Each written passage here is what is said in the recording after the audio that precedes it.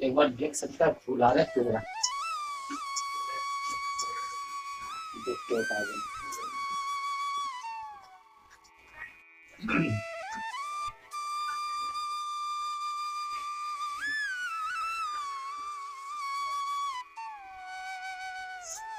Hello दोस्तों, मेरा नाम है रोशन कुमार और मैं काफ़ी दिनों के बाद आज फिर से योग करूँगा। क्योंकि काफ़ी दिनों से मैं योग नहीं कर रहा था, क्योंकि मेरा एक यूट्यूब चैनल है रोशन मल्टीटास्किंग नाम से। तो इसमें मैं काम कर रहा था काफ़ी दिनों से, तो मुझे वक्त नहीं मिल रहा था। अब मैं 2025 में देख रहा हूँ कि हमारा जो योगा का वीडियोस वो काफ़ी उसकी व्यूज हाई जा रही। तो मैं फिर से मोटिवेट हो रहा हूँ और मैं फिर से अब योगा की वीडियो बनाना चाहता हूँ और आप लोगों से शेयर करना चाहता हूँ।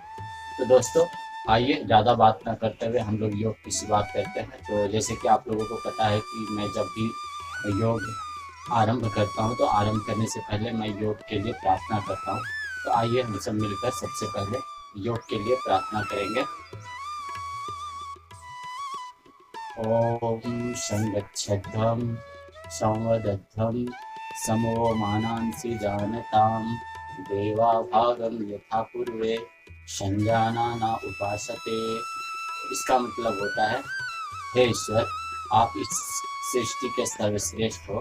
इस वजह से आप वंदनीय और पूजनीय हैं। तो आइए हम सब मिलकर इस सृष्टिकर्ता को सबसे पहले प्रणाम करते हैं। तो दोस्तों, योग की प्रार्थना हो जाने के बाद अब हम लोग योग में 3 आयाम है, जिसको कहते हैं प्राणायाम, ध्यान और योग की क्रिया।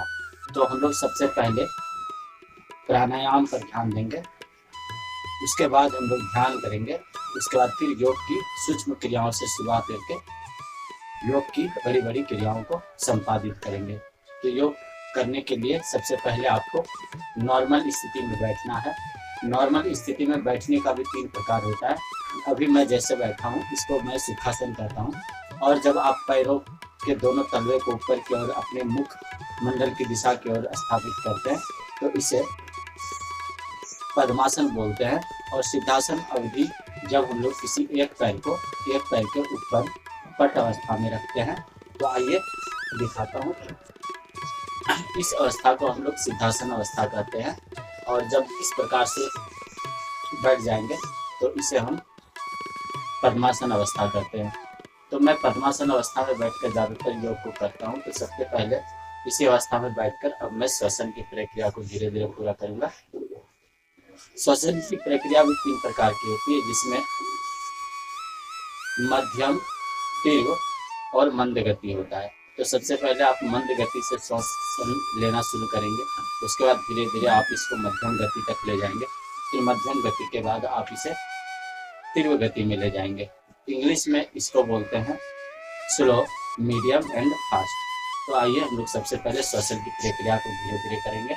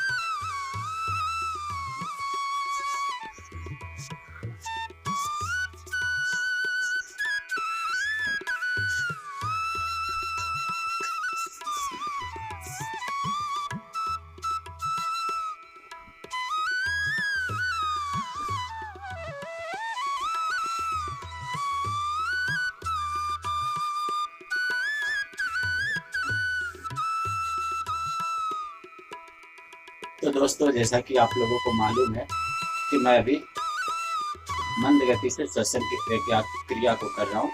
मंद गति से भी आप जब श्वसन की प्रक्रिया को करते हैं तो आपको इन बातों का ध्यान रखना पड़ता है कि जब आप श्वास को एक्सहेल और इनहेल करेंगे, अर्थात हिंदी में जब आप श्वास को अंदर की ओर लेंगे और छोड़ेंगे, तो आपका जो कंधे का मूवमेंट होता है वो डाउनवर्ड और अपवर्ड होना चाहिए।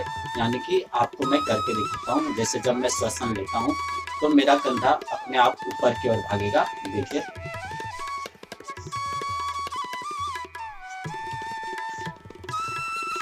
अब मैं जब श्वसन को छोड़ूंगा तो कंधा अपने आप नीचे की ओर जाएगा।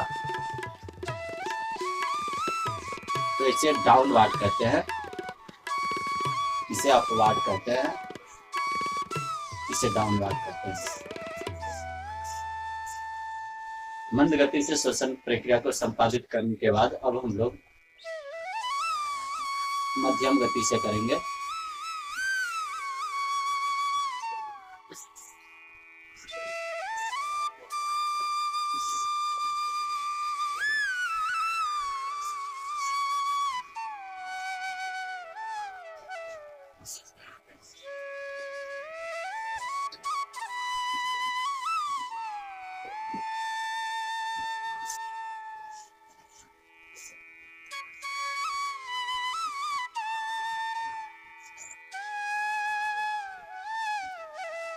मध्यम गति कंप्लीट होने के बाद अब हम लोग फास्ट गति से करेंगे।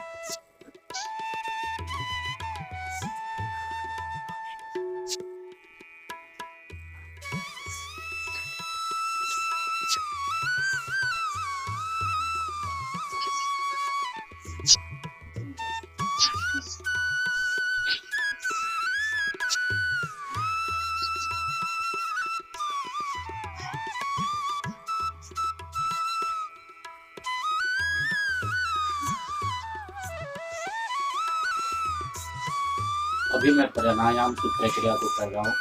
प्राणायाम का डेफिनेशन होता है प्राण का श्वासों से संबंध, यानी कि श्वास जो है वह हमारे शरीर में काफी महत्वपूर्ण है। बिना श्वास का शरीर निर्जीव हो जाता है। तो इस वजह से हम लोग सबसे पहले प्राणायाम पर ध्यान देते हैं, क्योंकि श्वासों के दारोमदार पर ही हमारा पूरा जीवन टिका हुआ होता है।